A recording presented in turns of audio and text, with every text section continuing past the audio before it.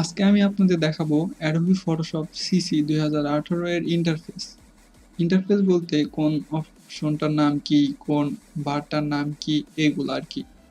তো এগুলা জানার আগে একটু আপনাকে জানতে হবে গ্রাফিক্স ডিজাইনটা কি।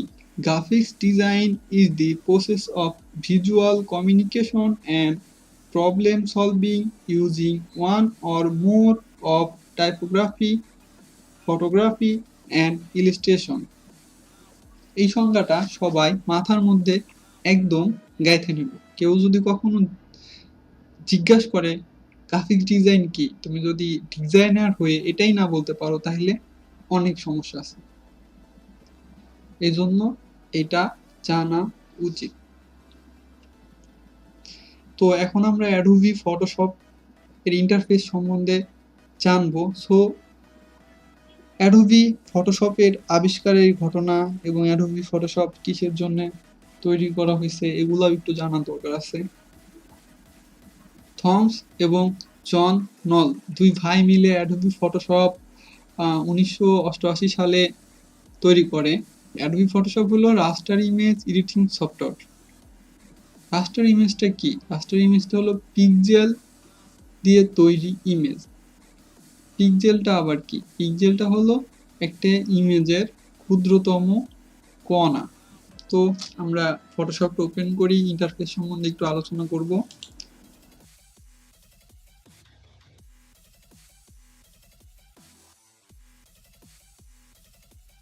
এই হলো অ্যাডোবি ফটোশপ সিসির ওপেনিং ইন্টারফেস। এখানে কি কি আছে? এখানে একদম উপর দিয়ে একটা মেনু বার আছে, এটা সব সময়ই থাকবে, এটা নিয়ে পরে আলোচনা করব। এই পরে থাকবে ওয়ার্ক আর লার্ন। লার্ন বলতে অ্যাডোবির এখানে কিছু টিউটোরিয়াল দেওয়া আছে সেগুলা। আর ওয়ার্ক, এই ওয়ার্ক মানে ওয়ার্কের মধ্যে আবার কিছু অপশন আছে, যেমন রিসেন্ট কি কাজগুলো আপনি করছেন সেটা এখানে গাইড হিসাবে দেখাচ্ছে। তারপরে আপনি চাইলে এটা আবার লিস্ট হিসাবেও দেখতে পারেন। এই পাশটা আপনি ইচ্ছা করলে পরে নেম বেস করতে পারেন, সাইজ বেস করতে পারেন, কাইন্ড বেস করতে পারেন, অথবা লাস্ট ওপেনের এটাও করতে পারেন। এখান থেকে আপনি সার্চও দিতে পারেন রিসেন্ট ওয়ার্ক। সার্চ দিবেন কিভাবে? ইউ এন দিলে পরে আমার একটাই আছে, আনটাইটেলেড 1.psd। আমি শুধু ইউএন দিছি, ইউএন দিয়ে শুরু হয়েছে এমন একটা ছিল, ওইটাই চলে আসছে। এই গেল রিসেন্ট। এবার সিসি ফাইলস। সিসি ফাইলস বলতে ক্রিয়েটিভ ক্লাউড ফাইলস। আপনার যদি ক্রিয়েটিভ ক্লাউডে অ্যাকাউন্ট থাকে এবং সেই অ্যাকাউন্টে কোনো ফাইল আপলোড করা থাকে, তো আপনি এখান থেকে নিয়ে সেই ফাইলটা এডিট করতে পারবেন। তারপরে যেটা আসতেছে লাইটরুম। লাইটরুম দিয়ে যদি কোনো ইমেজ এডিট করে থাকেন সেটা সরাসরি এখান থেকেই ওপেন করতে পারবেন। তারপরে যেটা আছে কারেক্ট নিউ আর ওপেন। কারেক্ট নিউ বলতে এখানে ডকুমেন্ট তৈরি করার যে মেনুটা সেটা ওপেন হবে। তো আমি কারেক্ট নিউটা আগে দেখাবো না, ওপেনটা আগে দেখাবো। ওপেনের মাধ্যমে আপনি যে কোনো ইমেজ অথবা যে কোনো ফটোশপ সাপোর্টেড ফাইল ওপেন করতে পারবেন। এই যে ইমেজ ওপেন হয়ে গেল, ওপেনের মাধ্যমে করতে পারবেন। তো আমি আগেই ভিতরের কিছু আলোচনা করব না। কারেক্ট নিউ মেনুতে ক্লিক করলে পরে নিউ ডকুমেন্ট নামে একটা মেনু ওপেন হবে ডকুমেন্ট ক্রিয়েট করার জন্য। তো অ্যাডোবি ফটোশপ কয়েকটা ডিফল্ট ডকুমেন্ট সাইজ দিয়ে রাখছে, যেমন ফটোর জন্যে কয়েকটা default document size Adobe Photoshop দিয়ে রাখছে। এভাবে প্রিন্টের মধ্যেও কয়েকটা দিয়ে রাখছে, আর্ট অ্যান্ড ইলাস্ট্রেশনের মধ্যেও কয়েকটা দিয়ে রাখছে, ওয়েবের মধ্যেও কয়েকটা দিয়ে রাখছে, মোবাইলের মধ্যেও কয়েকটা দিয়ে রাখছে। ডিফল্ট ডকুমেন্ট সেটআপ এটা আগের থেকেই দিয়ে রাখছে। তো যখন ডিফল্ট ডকুমেন্ট সেটআপ থেকে আমি আমার মনের ইচ্ছা মতো মাপ পায়ে যেতেছি, তখন আমি ডিফল্টের থেকে নিয়ে নিব। যখন আমার ডিফল্টের থেকে মনের মতো পাইতেছি না, ক্যাটাগরি অনুযায়ী, তখন আমি নিজের মতো কাস্টম ভাবে বানাই নেব। এটা হলো গা প্রিসেট ডিটেলস। এখানে ডকুমেন্টের নাম দেওয়া যাবে, ধরেন নেমই দিলাম, নেম, ওয়াইড কতখানি হবে, তারপরে মাপ কোন এককে থাকবে, মানে ডকুমেন্টের মাপটা কোন এককে থাকবে, পিক্সেলে থাকবে না ইঞ্চিতে থাকবে না সেন্টিমিটারে থাকবে নাকি মিলিমিটারে থাকবে নাকি পয়েন্টে থাকবে নাকি পিকাসে থাকবে। তো আমি পিক্সেলে রাখলাম, আমি আমার মনের ইচ্ছা মতো দিতেছি।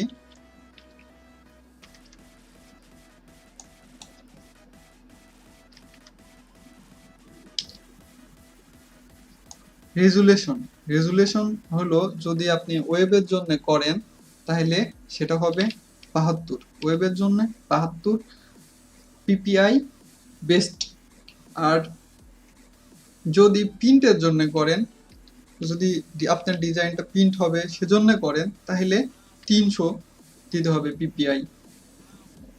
পিপিআই মানে পিক্সেল পার ইঞ্চি, প্রত্যেক ইঞ্চিতে কতগুলা পিক্সেল থাকবে।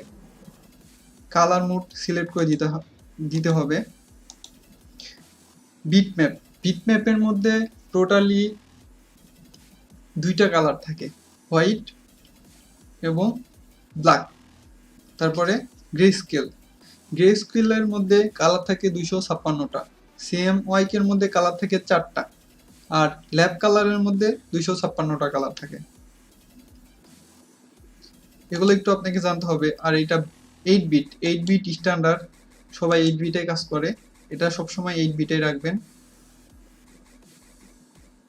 তারপরে background colour, background colour white, white এখানে ডিফল্ট ভাবেই দেওয়া আছে, আপনি চাইলে ব্ল্যাক দিতে পারেন, ডিফল্টে কয়েকটা দেওয়া আছে, অথবা ব্যাকগ্রাউন্ড কালারও দিতে পারেন। তো হোয়াইটই সবাই ইউজ করে, আপনি চাইলে পরে অন্য কালারও ইউজ করতে পারেন, ডকুমেন্টের ব্যাকগ্রাউন্ড কালার রেড অথবা অন্য একটা কালার, এগুলা আপনি ইউজ করতে পারেন, কিন্তু হোয়াইট হলো স্ট্যান্ডার্ড, হোয়াইটই ইউজ করব। তো ক্রিয়েট দেই, ক্রিয়েট দিলে পরে আমার ডকুমেন্ট ক্রিয়েট হয়ে গেছে। এইখানে আপনি ইচ্ছা করলে বিভিন্নভাবে শেপ নিয়ে ডিজাইন করতে পারেন।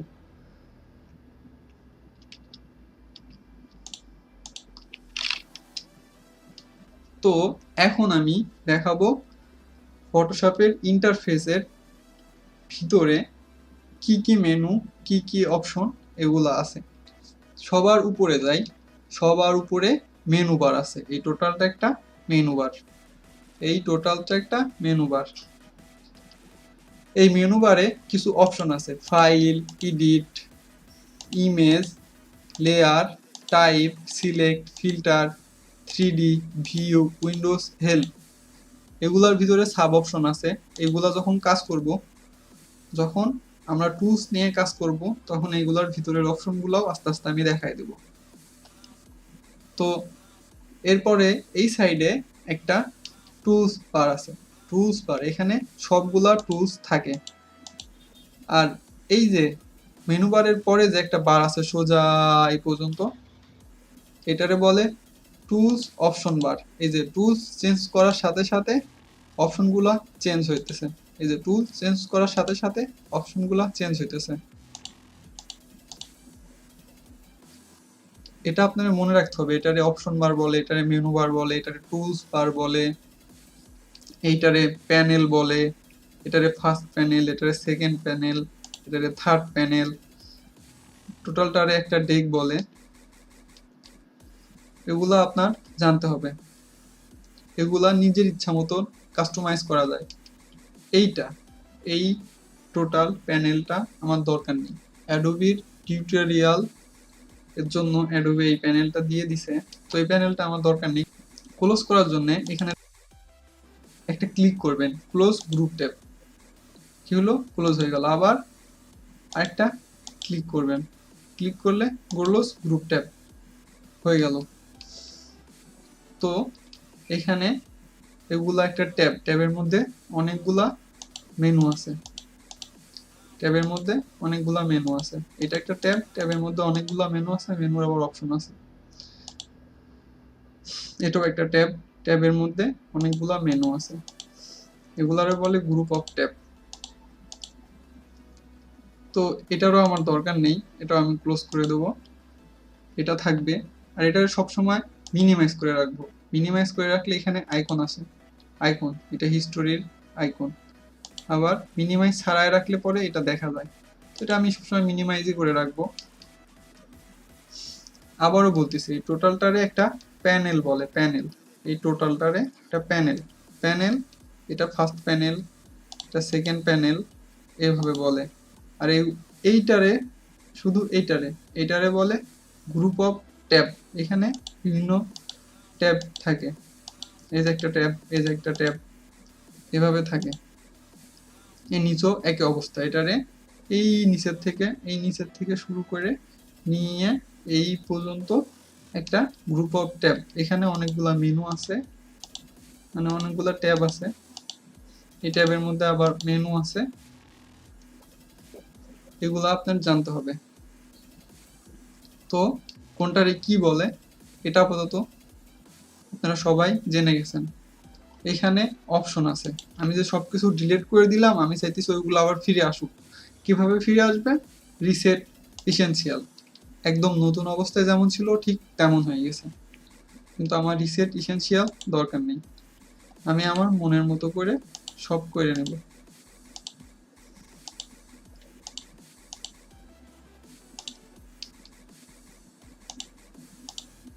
আমার মনের মতো করে নিব কাজ করার জন্য। এটারে টোটালি কাস্টমাইজ করা যায়। যেমন টুলস বার, টুলস বারে ইচ্ছা মতো সরানো যায়। আবার টুলস বারে আবার আগের জায়গায় দিয়েও দেওয়া যায়। কোনো একটা মেনু, ধরেন যে আমি এই যে কালারের মেনুটা ক্লোজ করে দিলাম, এটা আমি কোথা থেকে ফেরত আনবো? ইসেনশিয়াল থেকে না এনে কোথা থেকে আনবো? উইন্ডোজের ভিতরে ঢুকে এখানে দেখেন কালার লেখা আছে, কালার, কালার দিলে পরে চলে আসছে। এভাবে কোনো ট্যাব যদি ক্লোজ, মানে ইচ্ছার বাইরে ক্লোজ হয়ে যায় হঠাৎ কোনোভাবে, তো এইভাবে ফেরত আনা যাবে। তো আজকের মতো এইটুকুই। প্রত্যেকটা মেনুর নাম, প্রত্যেকটা বারের নাম সব আমি বলে দিছি, একটু খেয়াল করে এগুলা মাথার মধ্যে রাখার চেষ্টা করবেন। পরবর্তী ভিডিওতে আমি টুলসের উপরে ভিডিও আনবো, একটা একটা করে টুলসের উপরে ভিডিও আনবো ইনশাল্লাহ, ওগুলাও দেখবেন। তাহলে টুলসগুলো আপনার ক্লিয়ার হয়ে যাবে। সবাই ভালো থাকবেন।